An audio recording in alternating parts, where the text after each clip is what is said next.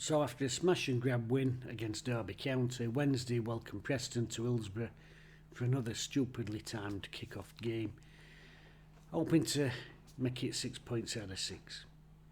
Horrific weather at Hillsborough. It's still horrific now, actually. It's like Ming the Merciless has got his finger on that button, innit?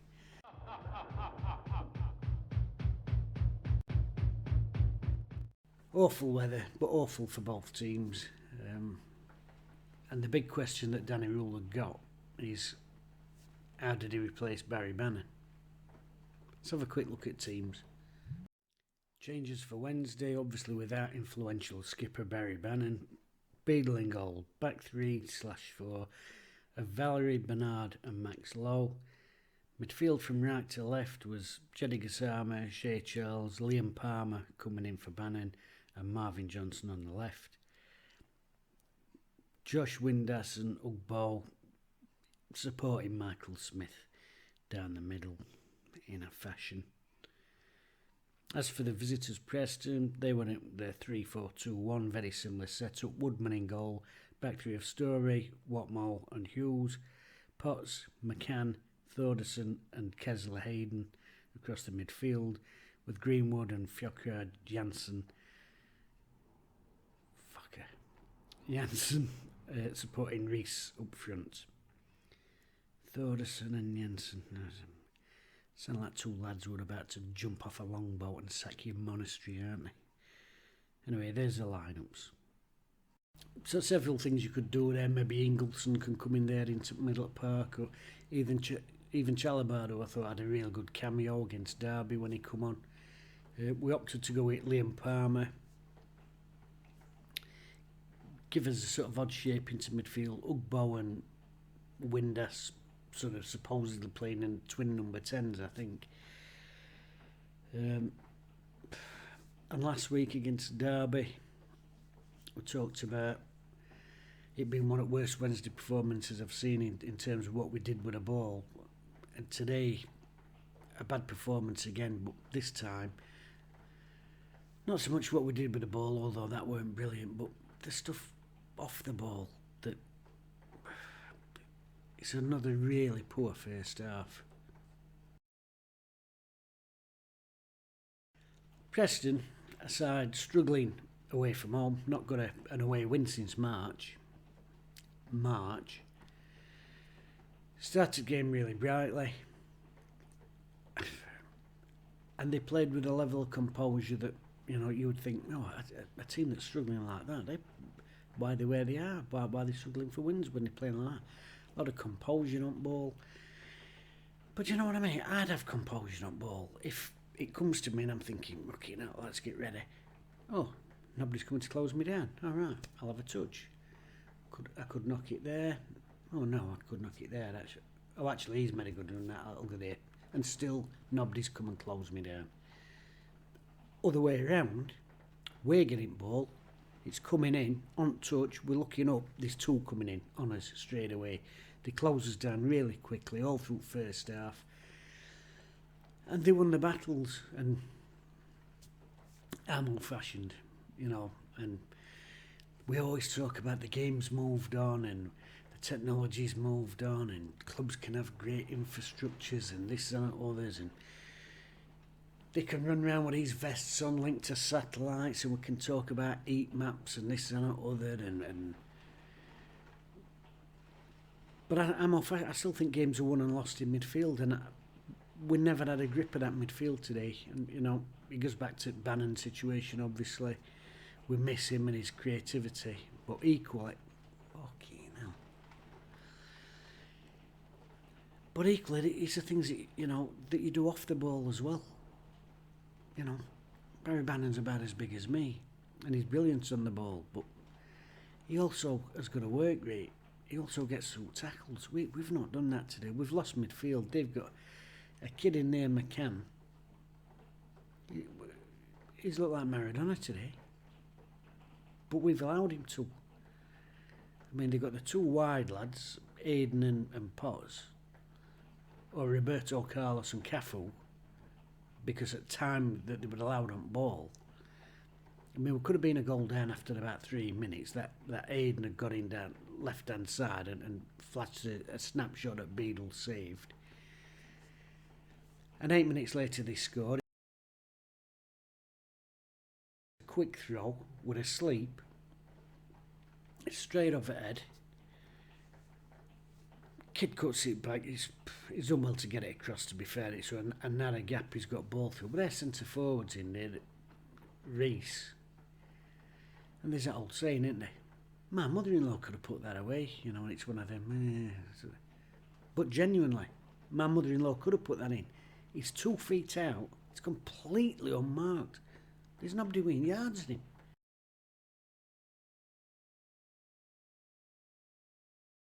In our 6-yard box. It's such a poor goal. So we're a goal down before 10 minutes, and it could be 2. We could have been 2-0 down after 10 minutes. We're starting game so sloppy.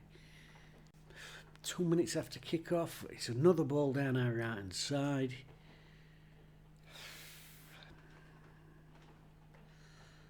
I like Jerry Gassama. I think he's a good player. I think the raw tools are there and the potential is there, and if we can polish it, if Danny can, you know, get the best out of him, there's probably a £2-3 million player in there that you can make a profit on. But he's not a right wing back, never will be. And Jan Valery, well, he's not a right-sided centre half. And but look at his face today, he don't want to be a right-sided centre half because he face like a slapped arse, which he also did at Derby and all. I don't blame a player for having a position he don't particularly want to play. That, you know, that happens. But it was disappointing me the last couple of weeks when we first got him and that game against Plymouth, and albeit Plymouth were crap, but they got a really lively player that left their best player on day by far. Really quick player, young black lad out on left wing. And Valerie dealt with him that day, and what impressed me that day, and again, I'm old-fashioned. People talk about, you know, modern fullbacks. Can he pass ball? Can he get forward? What's his crossing like? You know, is he good at making diagonal runs into Centric Park? But for me, old-fashioned, somebody's playing fullback. Can he smell danger? And that against Plymouth, I thought, bloody hell, we've got one. Because there might be a ball spinning out, and it might be 60-40 in, you know, opposition's favour, but he was smelling danger and he was making it 50-50, or he was turning on his head and he was getting there first. And I thought, brilliant. I've not seen that since. I've not seen that ability to sniff danger out. And like I said, just after they've scored goal, down left-hand side again, ball fizzed in, and that Reece should bury it. And Beadle makes a fantastic save yet again to stop it being 3-0. It could have been 3-0 after 15 minutes, easily. It's a really, really sloppy start to the game. And I know weather's shit, but it's shit for both sides, you know. And it reminded me, you know, now and again you might see a kids' game and, you know, there'll always be them kids, won't they, like that with sleeves and not. That's how I felt our Wednesday's first half performance were today. Kids with sleeves and they didn't look like they fancied it, to be honest with you. They didn't look like they fancied it. I can remember years back we were playing and horrible day like this, morning pitch check. We could have this thing with Sheffield in it. You either play at top of the hill or at bottom of the hill, you know. We played at top of the hill, check pitch, fine, rank opposition just to make sure everything's all right with them. And their gaffer, well, I'm in Chesterfield, shopping with our lads. Oh yeah, we'll kick off in a bit. But I didn't think it'd be on. So well, it is on. I could tell he didn't want to come. So we're there, warmed up, audible weather. Says you may as well get out and warm up, as you're going to get piss wet through anyway. Seeing them lot turn up, you can tell when they got out of cars that they'd lost before they'd even bothered, because looking out at window cars, sprinting into changing. And that's how I thought Wednesday looked today.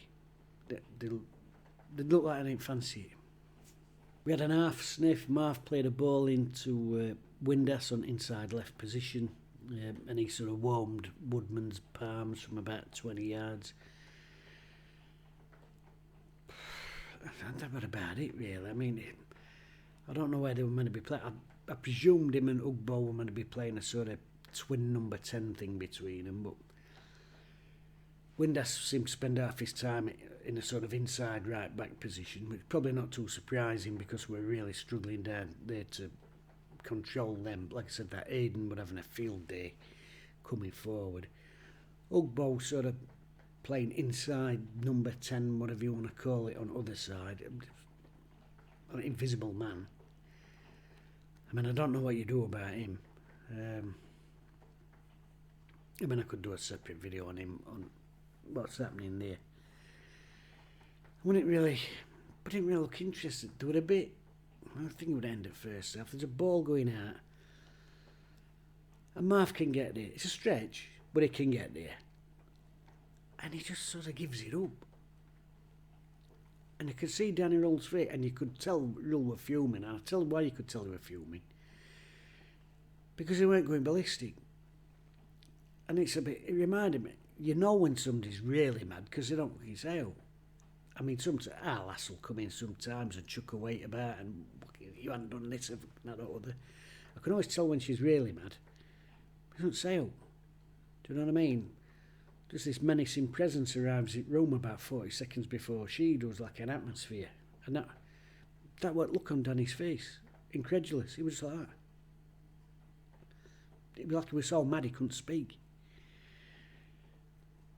But I'm not just digging Marv out though, because that were to a man, that first half performance from Wednesday. Half-assed. You've got to win your battles. I'm getting heartburn. I don't know if it's that performance at Corned Beef. But another little sniff just before after that. Palmer won ball, knocked it forward to Gisarma, who did a nice little half dummy, sort of salt man, got it, made half a yard and flashed a shot across goal. But it was few and far. I can only really think of that and Windass chance. Ugbo did get out end of summit, but maybe 3 half chances, not even full chances. And these, like I said, are a struggling team, but they've had all time. Well, they've had midfield. They've had midfield today. It's as simple as that. Danny makes a triple sub at break, which I couldn't fault him for at all. And we sort of changed things up a bit in where we were set up. Valentin came on for Valerie, understandable. I don't think he's had a very good game at all. Ingleson came on and Masaba came on, and we sort of switched to a sort of 4-1-2-3, with a bit of a sort of Mourinho setup, if you like. Ingleson in Lampard position, if you like, but whatever, we changed it up. We had to do something. Despite positive changes, though, they should double advantage just after kick-off again. It's worked out right hand side, left hand side. It's that McCann. He's drifted out from middle of park, come away from pack, just drifted through challenges. You know, like Archie Gemmell in World Cup. Pass 1, pass 2, pass 3, just cuts the ball back across, and that Potts, Cafu, he's got it 6 yard box, our 6 yard box, by the way, and he's had a touch. I mean, usually if a ball comes flashing across 6 yard box and you're attacking it, it's usually you're going to try and get out end of it, slide in, whatever, or just turn it on. He's been able to have a touch. It's like he's come in our 6 yard box. He's like, touch, right, what am I going to do? Unfortunately, daft as this might sound, I think he's had too much time. I think if he's got a bit of pressure, he probably just swings a leg at it, but he's got that much time. He's like, do I side foot it? Do I bring it back on my left? Do I chip it? Outside it, boot, instep, what am I going to... He's got that many choices. I think he'd almost like... I think his brain starts going through options, and in the end he just puts it wide as Beadle's coming out to that angle, but that should be definitely 2-0. I mean, it should have probably been 3-0 in first half, but that definitely should have been a goal. Just... slack. 3 minutes after that, opportunity for us to get back in game. It comes from a situation, I don't know what happened. Valentin went down the right side, got a crossing. Whether there were a bit of afters or whatever, I do not know. Referee blows whistle. Nobody seems to know what's happening. Looks like it's going to be a drop ball. Then it's a drop ball, but it's just to us. But if something's happened, if there's been an infringement, it should be a free kick, shouldn't it? I've got no idea what it's for, but nevertheless. Charles takes it quick, into Valentin, little 1-2 with Gassama. Streaks into box. Roberto Carlos catches him from behind, penalty. Right, here we are, lifeline. Up steps Smith. But no, he doesn't. He doesn't step up. Our penalty taker, isn't he? I just presumed that Michael Smith were our penalty taker.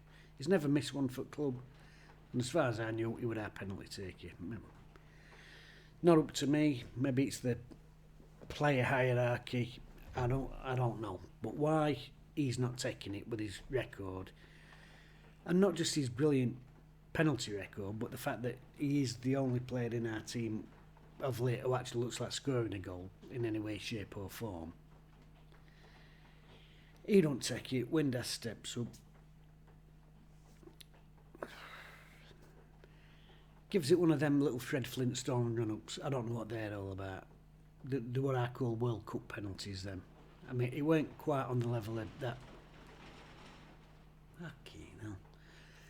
Weren't quite on the level of that Zaza for Italy that time, who took about 4 million steps, and then when he got to the ball, he didn't know what to do. It weren't that level, but funny little run-up. And then it's a little scuffer. There's no power on it. I think if you're going low, you've really got to sweep and wrap your foot around it, and you make sure then it's sort of. It's one of them ones that there's not enough on it, and if keeper dives right way, it's a simple stop, which it is. Woodman gets down, saves it. Wind has to be fair, is in sharp on rebound, but again, Woodman saves his feet. And when you're playing badly and you get an opportunity like that, so we've missed that, and I thought, well, there we go, because I honestly at that stage I didn't see us scoring a goal in open play.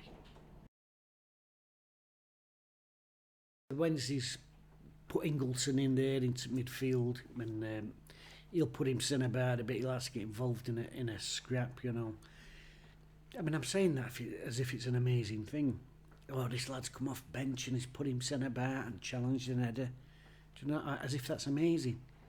They should all be doing that. I shouldn't be coming on and doing basics, winning an header, challenging for a 50-50, me going, oh, this is brilliant. They should all be doing that.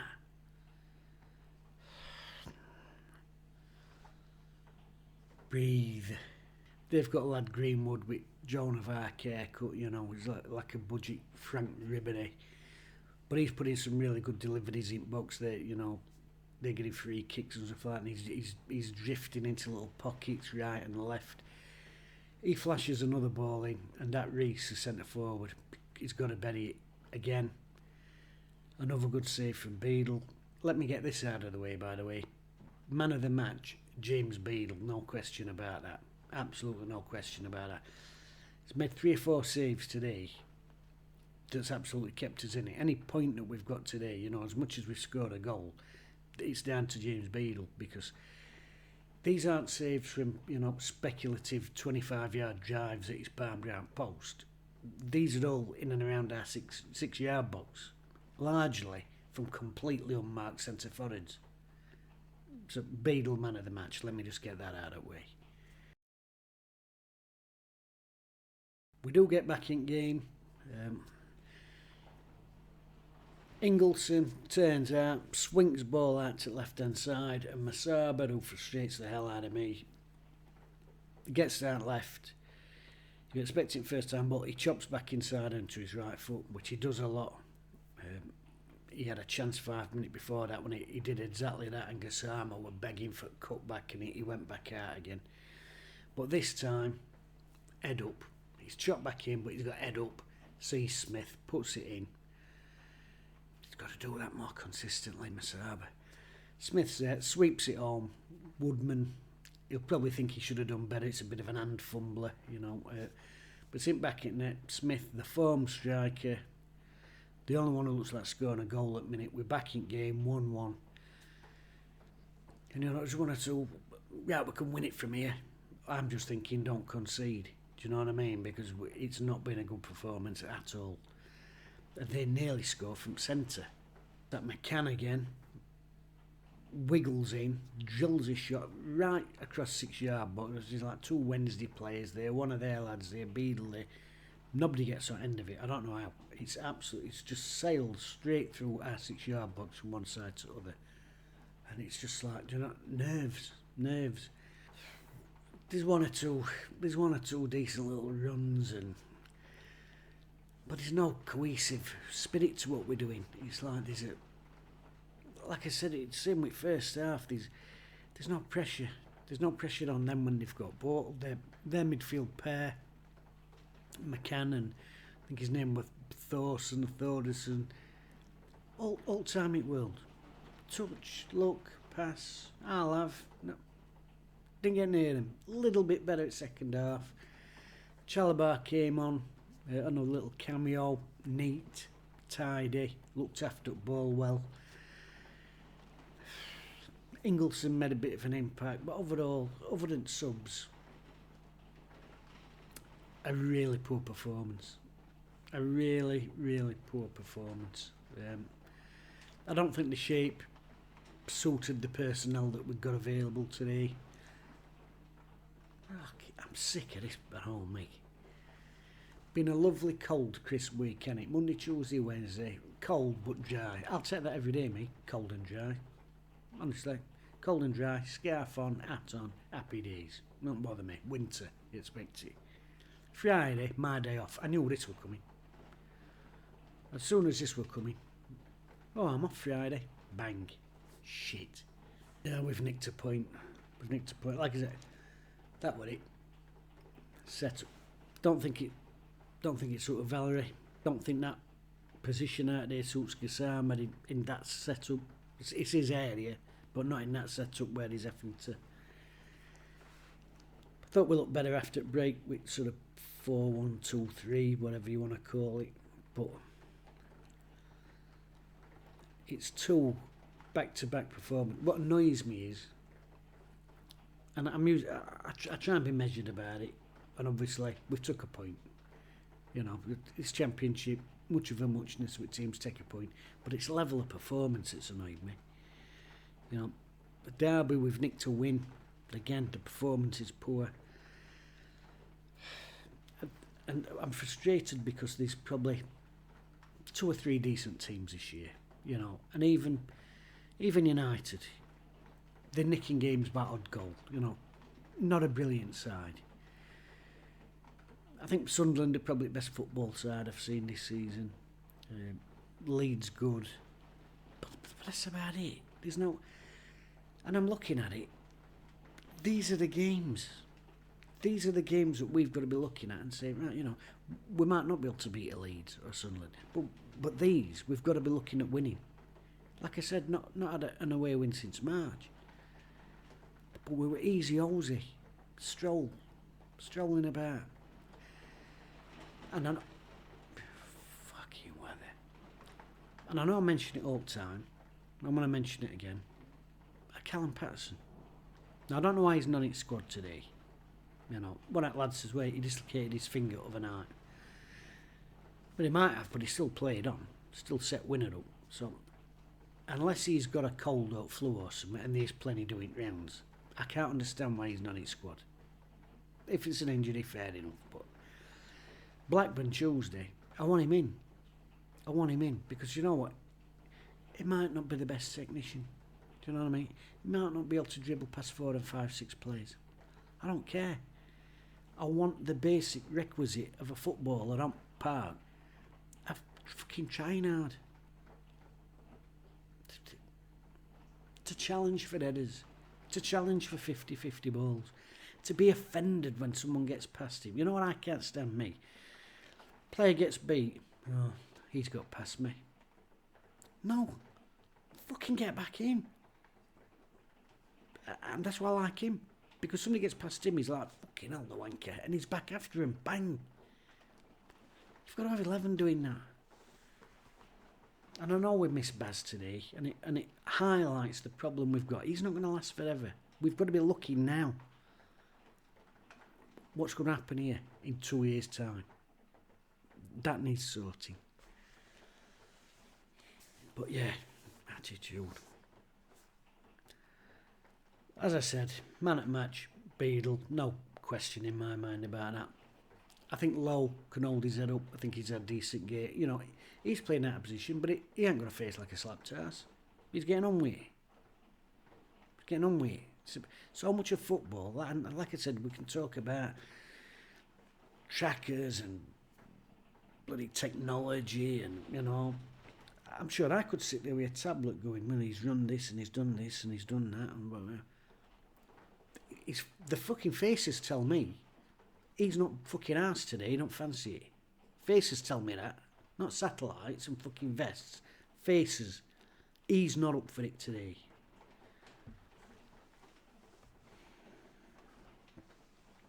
There's been too many not up for it today. I'm honestly, I'm right disappointed. I should be positive. We've got a point. And amazing, we are actually 9th in table.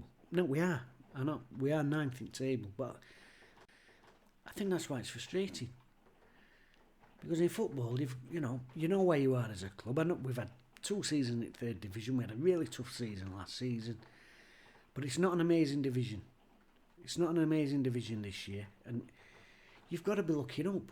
Now, I'm not saying we should be looking up and expecting playoffs, and yeah, that's our thing. But we're not going to hang his hat on that. You've got to aim for it. Or what's the point? You know, there's 92 league clubs, and there's probably only 5 of them ever win anything.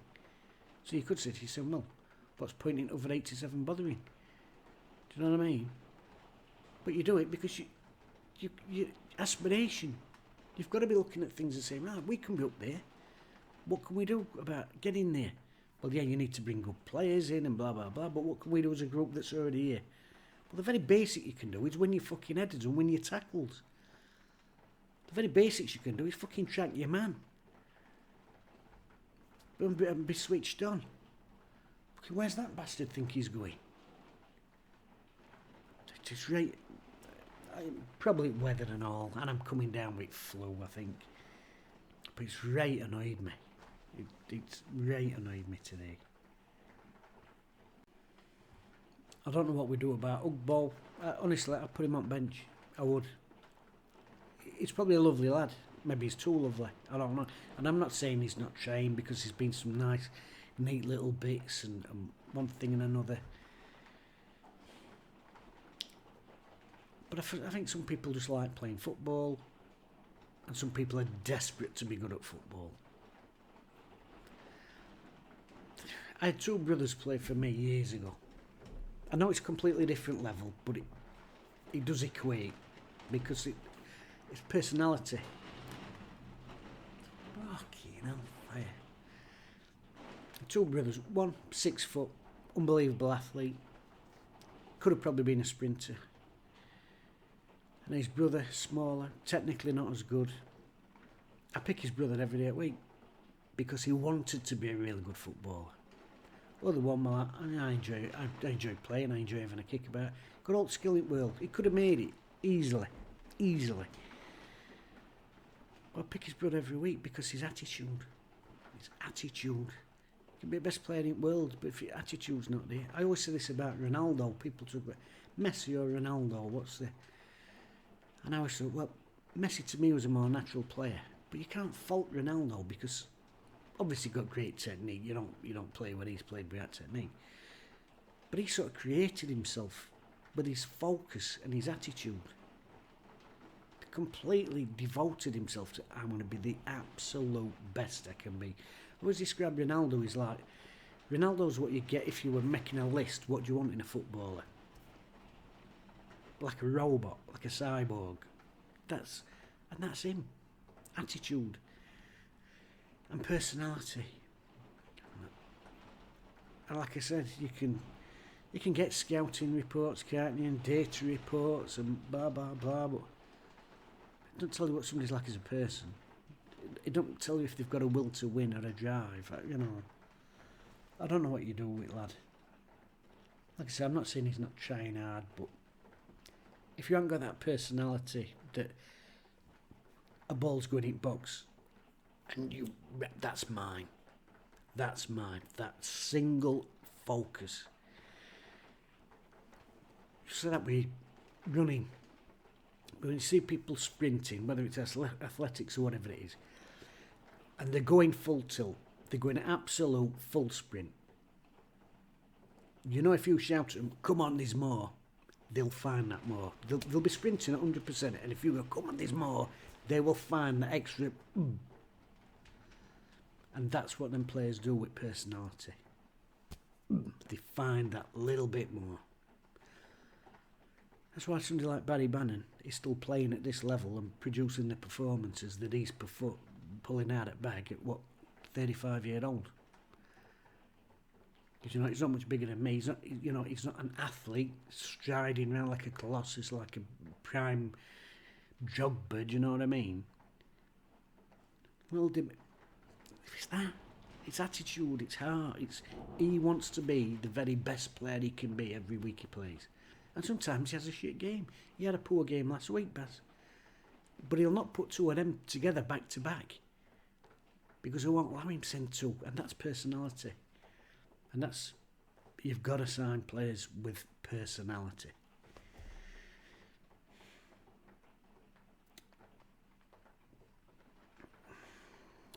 Sorry about that, it's been a bit miserable, hasn't it? But then another reason it's miserable is because I'd already recorded all this once. I spent me about 2 hours, and then I've come to edit it, and sound had skipped halfway through the first 5 minutes. Bastard.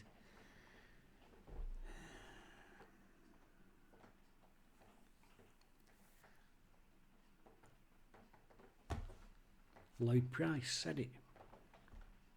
Personality.